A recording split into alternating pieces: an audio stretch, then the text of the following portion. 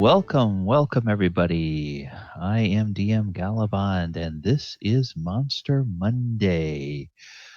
Tonight is November 25th, 2019, and today we are going to be talking about the Rutterkin. As I said, I am DM Galabond. I do have a Patreon that I set up recently, patreon.com/dmgalabond. It uh, is to try to support all of the things I do, the weekly one mic shows, Monday and Tuesday night, and my Saturday and Sunday actual play streams that I will talk about a little bit later on. I also want to extend special thanks to Mo over at the Tabletop Bellhop. Um, Mo runs probably at least the largest site I have seen, cataloging all kinds of different tabletop games, RPGs, traditional board games, party games, card games, everything in between.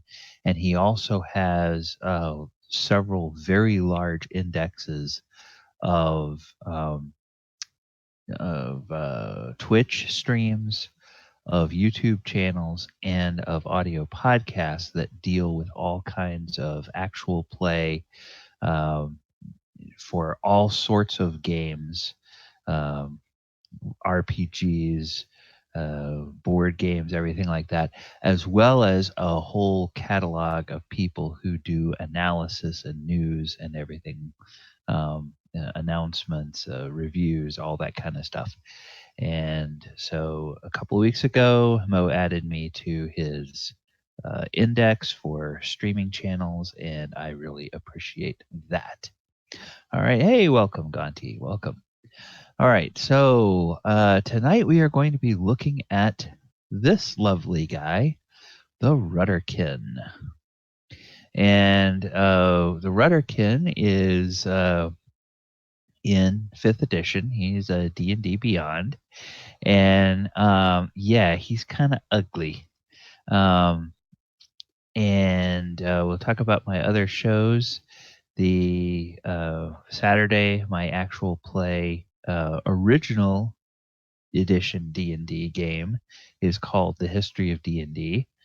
And on Sunday, I do a Walker of Water, or the Walker of Waterdeep, which is a 5th edition game that crosses the streams of lore with Magic the Gathering.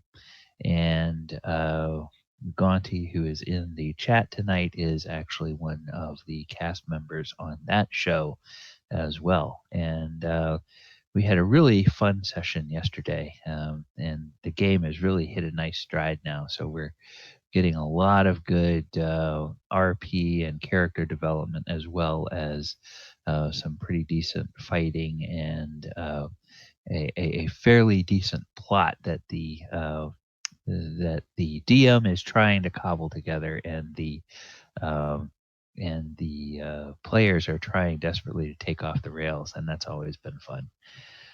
Okay, and then on Tuesday nights, in addition to this one mic show, I have a show called Tales from the Table, where it recaps what has happened in the history of D&D and Walker of Waterdeep each week.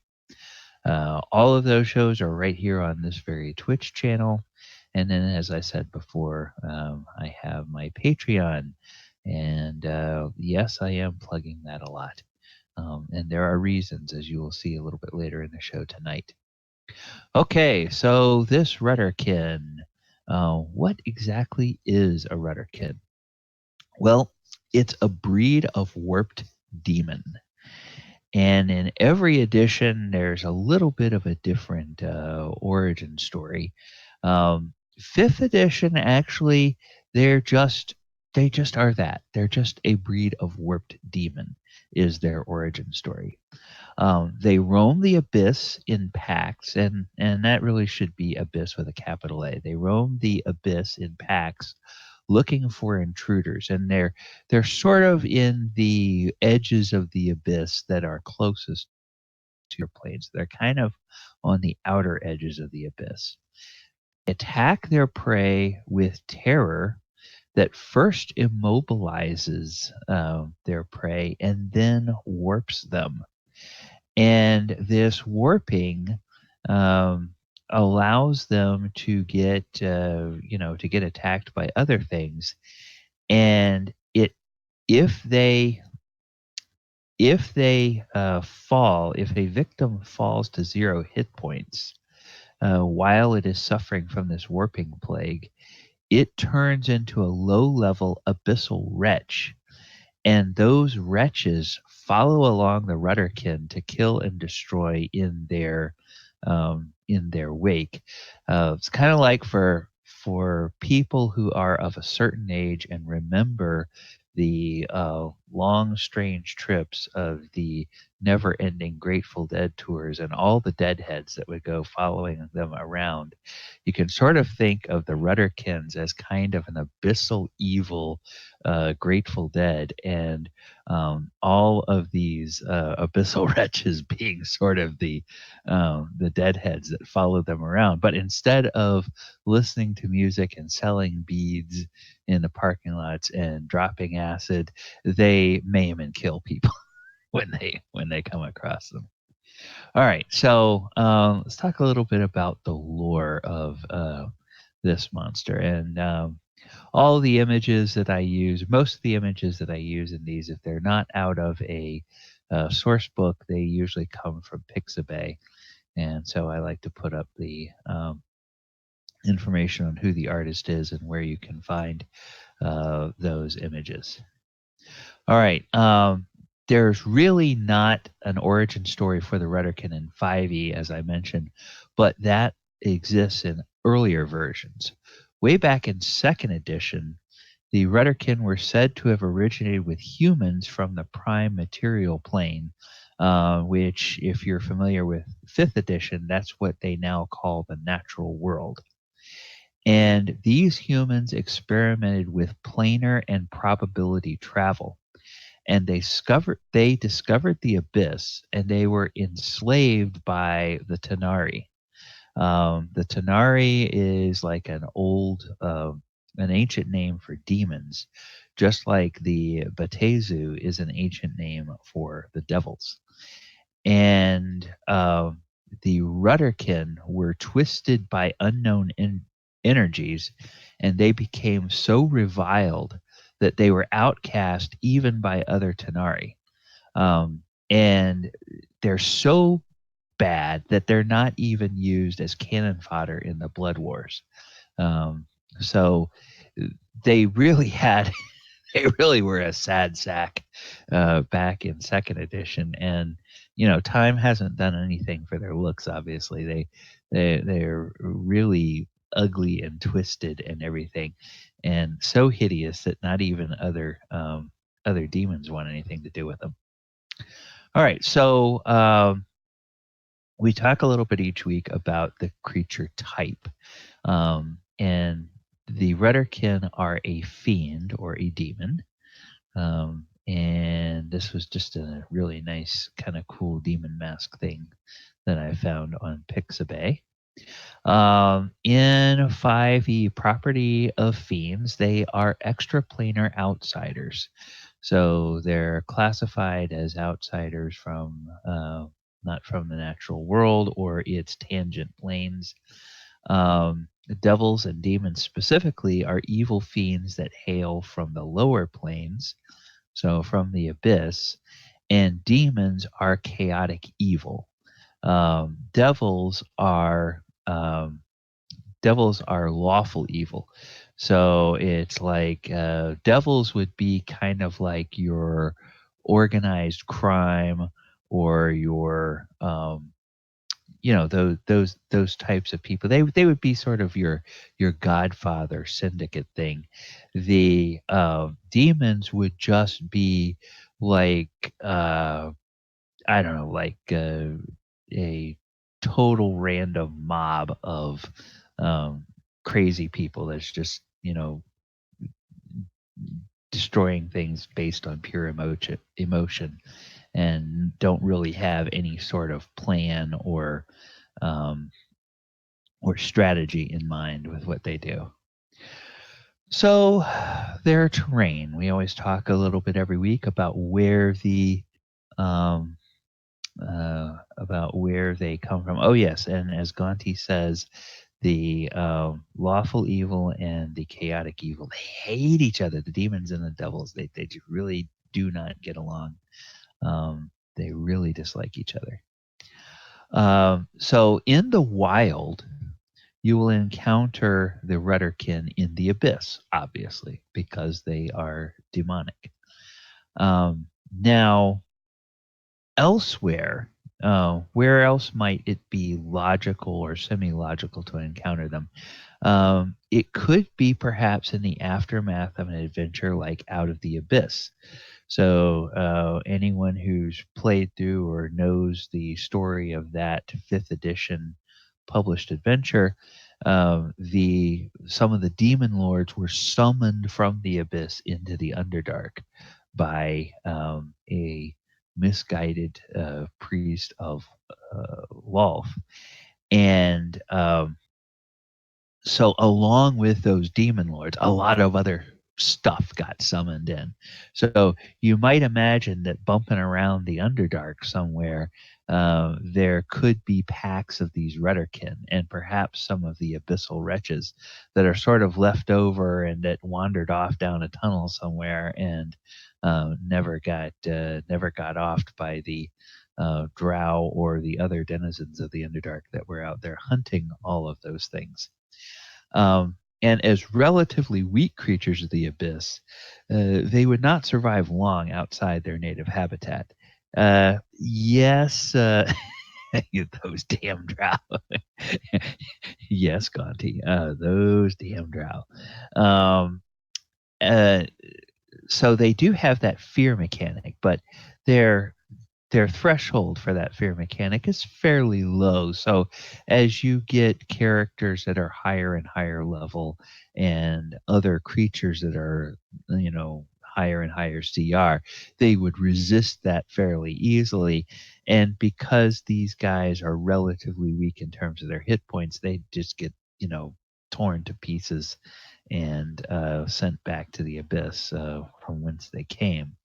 So they won't last long, but in the right circumstances, they could do quite a bit of damage if they ran into an area, low level, a bunch of low level PCs, NPCs, or things like that.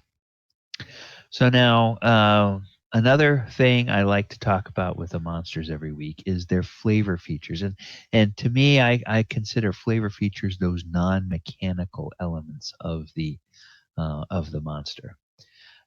So they're deformed and they're ugly. So that may go without saying once you see them, uh, but that's an important flavor feature when you want to use them in a campaign. Do you want something that's just a hideous and revolting type of creature for your characters to encounter? Well, this might be a nice thing to drop in if you're looking for that. Um, they're slavishly chaotic, they're bullying, and they roam seemingly aimlessly in packs through the abyss. So this is a this is also kind of another way if you want your characters to sort of encounter just uh, like we were saying before, sort of a mob mentality type of enemy. This would be a nice enemy to use and to drop in, and gives you sort of some ideas about ways that they could be handled. And then their visage. This sort of straddles both the flavor and the mechanics. Literally, their visage is just about the most terrifying part of this monster. Um, they you see a picture of them and you go ugh, but then you realize the mechanical bit, which we're going to get to in just a moment. Um, we will see what they are, and he says, "Yes, this is an affront to Sune. They must be destroyed."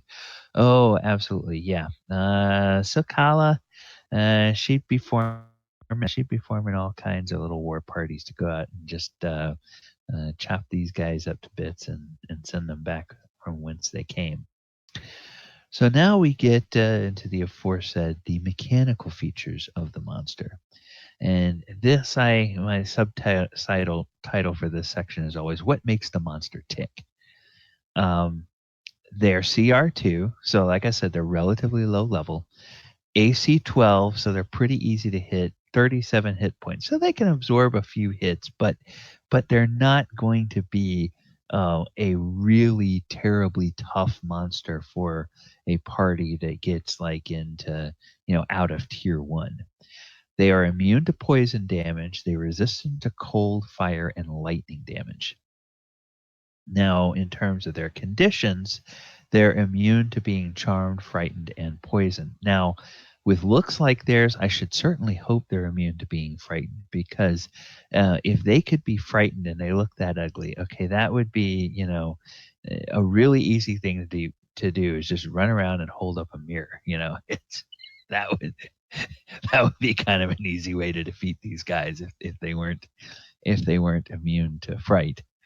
Um, they have dark vision out to 120 feet. They cannot speak, but they can understand abyssal. Um, okay, picturing Xandri trying menacing attack and war crying, and Roar cries right back. Yeah, that's pretty much about what it would do. Um, it, yeah, so like I said, they can understand abyssal, but as deformed as they are, they really can't. They really can't speak. And then they have this crippling fear attack. And as I said, it's a DC 11, so it's a relatively um, low level effect. But of course, your characters can always botch and roll a one. And on their wisdom save. And the thing that makes that bad, that crippling part, is not only are they frightened, but they're also restrained. So as long as this effect lasts, they're just sort of immobilized. And if any other enemies are around, they can just sort of jump on and get that instant attack against a restrained enemy, or get the advantage on the attacks against a restrained enemy. So now, what kinds of attacks and special abilities do these monsters have? Um, this image should probably give you a clue. Um, so they have a bite attack, and for a relatively low-level monster, it's a pretty potent bite. It's 3d6 plus 2 piercing damage, and you have to make a DC 13 con save or be poisoned. And if you are so poisoned and you're reduced to 0 hit points, the creature instantly dies and it becomes an abyssal wretch. So this is one of the rare low level creatures that can insta death a character, and that makes it a little bit more scary and a little bit more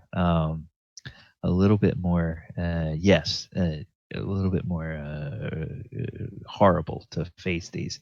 As Gandhi says, no death saves. It's just instant death, and it becomes an abyssal wretch.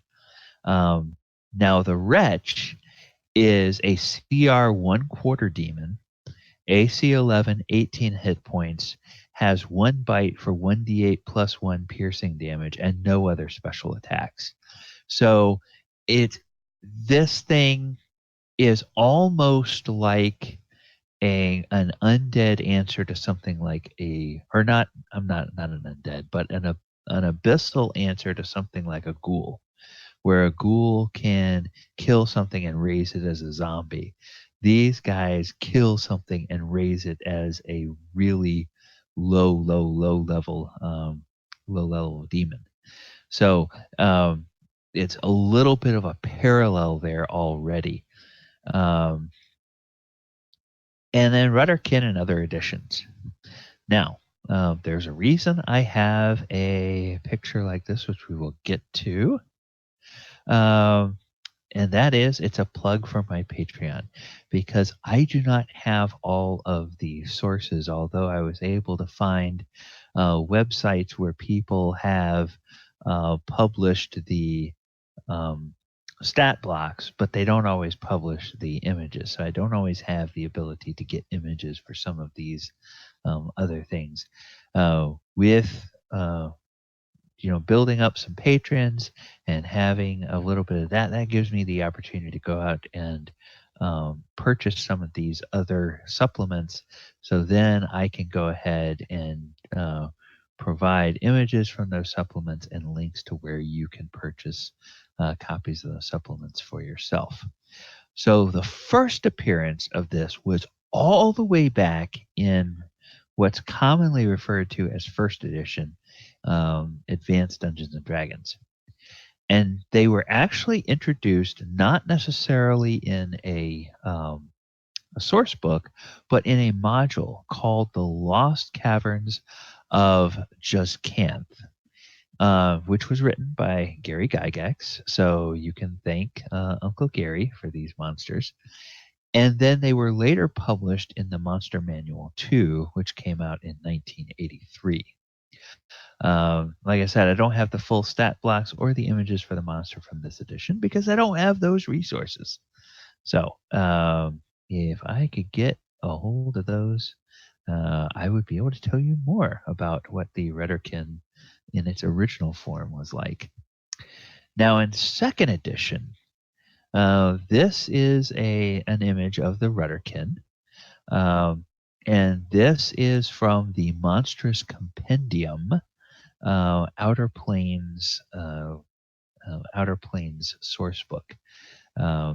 Actually, an appendix, because in those days, in second edition, they published the Monstrous Compendium, and then they published separate appendices that each were cataloging a separate type of monster.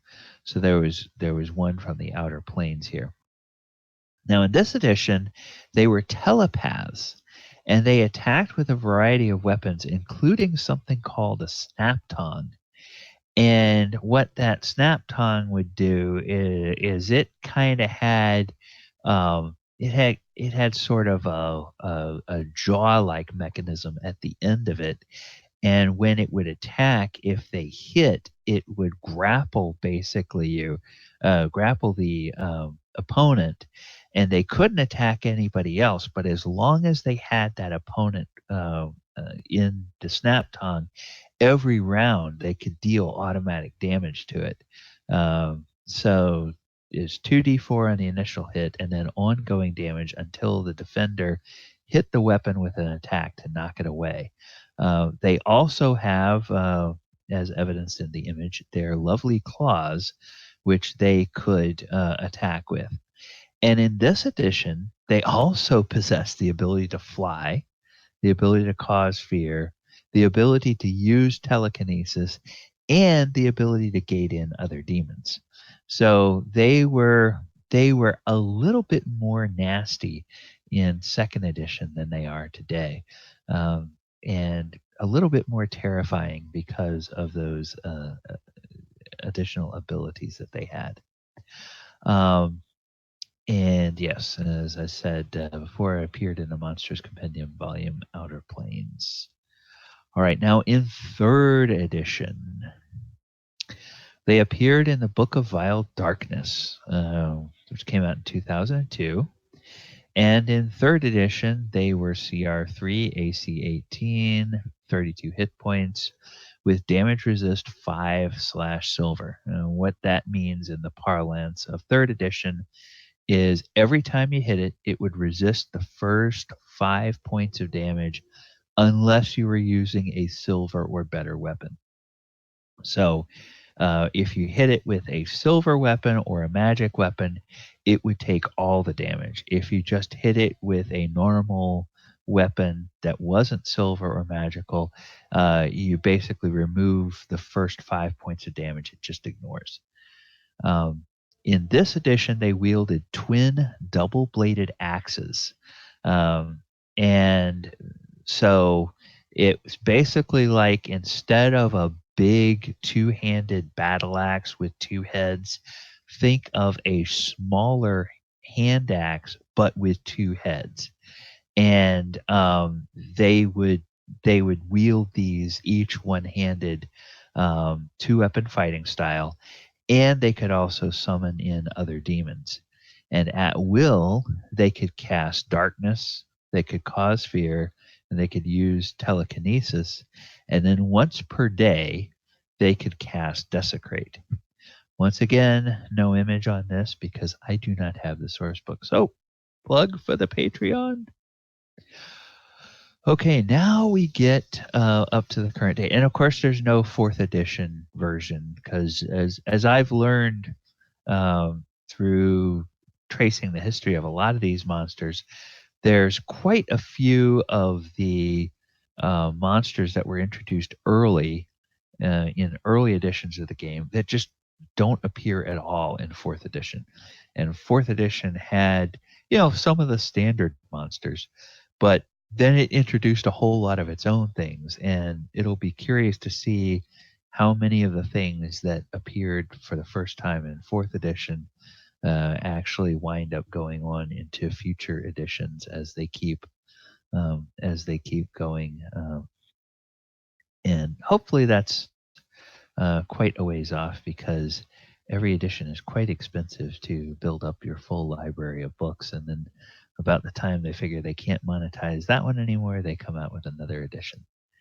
So, a really obvious use for the campaign is in a campaign is when you're running a low level campaign along the edges of the abyss.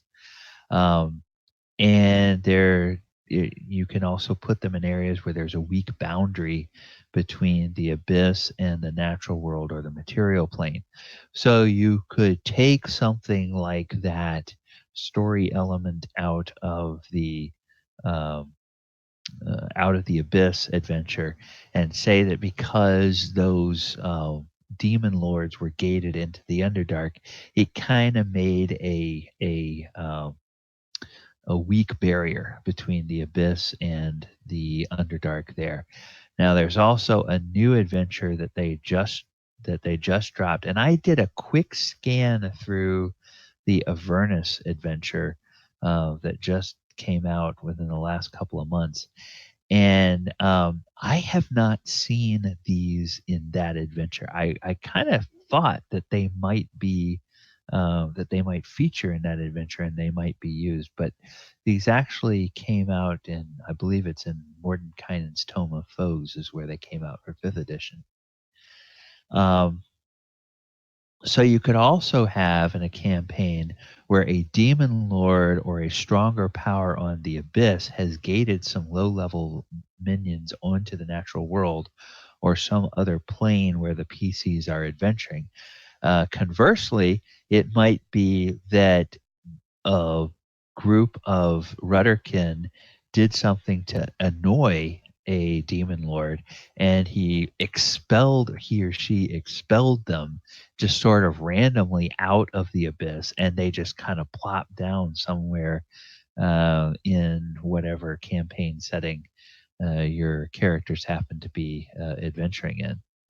And again, this is the fifth edition version of the monster. Um, and now reskinning the monster. This is always it's always both fun and a challenging part. And what makes this particular monster a little bit challenging is when you start to think about what its special abilities are, you realize there already are other versions of this thing that exist in other parts of D&D. We said before about the ghoul, where the ghoul was also, I believe it's also a CR2 um, undead that can kill things and then raise them as zombies. And then there's like a couple of animated plant type creatures that can use like spores to kill things, and then it raises them up as plant type enemies of low level. So the special abilities that this thing has are its crippling fear and the raising of the abyssal wretch. And as we said, it's similar to the ghouls raising zombies and some plants raising thralls like spore servants. So, what could that leave you with? Well, that could leave you with some other mechanic where damage could raise a thrall with similar stats to the abyssal wretch. And so, what could that mechanic be? Well, you could say that it's something like a different power source, a different energy source. So you could have it be like necrotic energy that that can go out um, and can raise something. Again, that would be kind of similar to the ghoul because necrotic it sort of gives you the idea of undead. Or you could do radiant energy where it's something that goes and raises some sort of a radiant, nearly mindless thrall that goes out and attacks the enemies of um, whatever the creature is that you're reskinning the Rutterkin to be. Um, I was also thinking of something like an ice or a mud creature. So, um, in a really cold environment, something that is almost like an animated sentient ice golem or something that would go and would attack people and would freeze them. And if they die while they're under the effects of that freeze, they become like little um, low level ice monsters that go um, and attack people. You do the same kind of thing with mud creatures in sort of an environment like that. And if you stop and you let your imagination just run wild, you can think up a whole lot of other different things. So let's see, what ideas do you guys have? So some sort of creature that breeds more of its own kind using psychic damage. Okay. Yeah, that's a really good idea. So, some kind of mind flayer experiment gone haywire that, you know, it uses a similar effect. That poison effect would be some kind of psychic effect. And then if you die while you're under that, you come back as some kind of a low level creature.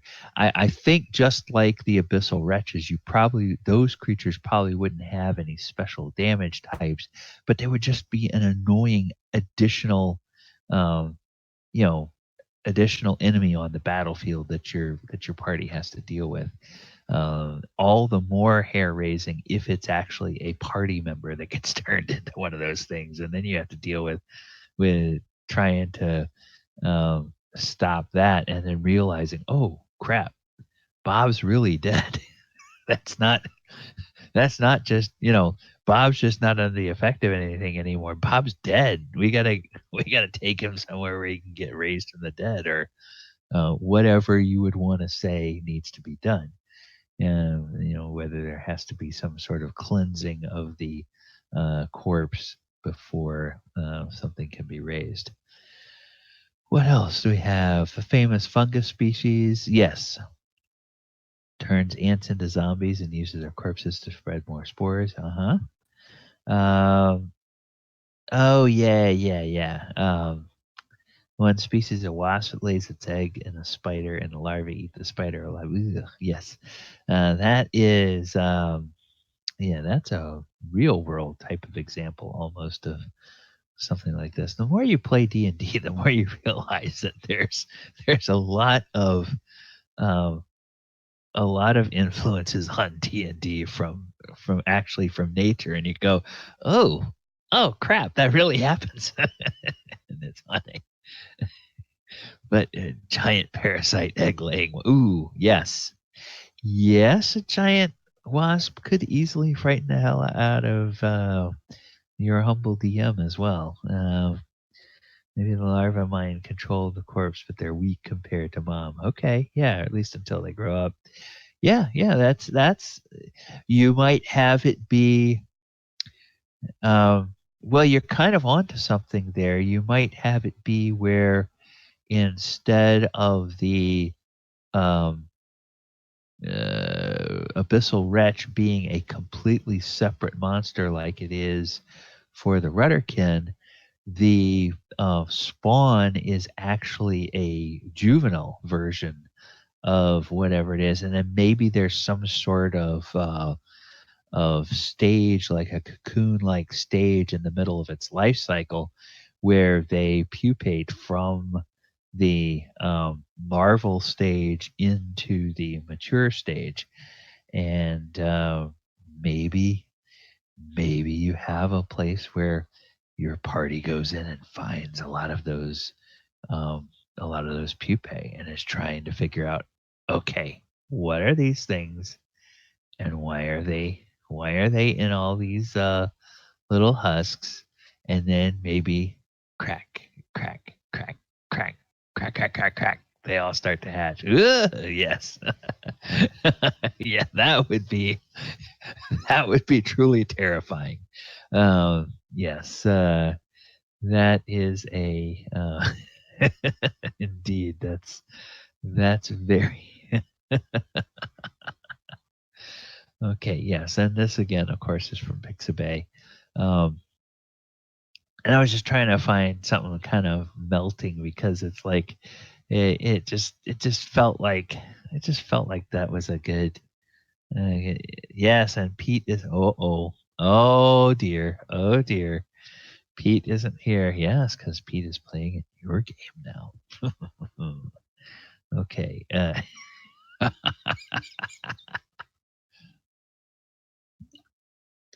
Yes, there's a blessing and a curse to having some of your players watch your other streams. The blessing is it's nice that they appreciate the things that you do. The curse is that they find out, at least in some part, the way that you think as a DM, and they begin plotting. Okay, now if we're in this situation, what is he likely to throw at us? Officially doing this, absolutely yes. Oh, I know. There's an ulterior reason that you're here. You're not just here because you like to hear the sound of my voice. Okay. So now we do have a couple of people in the chat. Are there any questions that people have about the Rudderkin? Anything that we didn't cover, or any ideas that you had based on what we talked about? Ideas how you might use the Rudderkin as it's written, or ideas about the uh, ways you could reskin it. Oh, thank you, Gonti.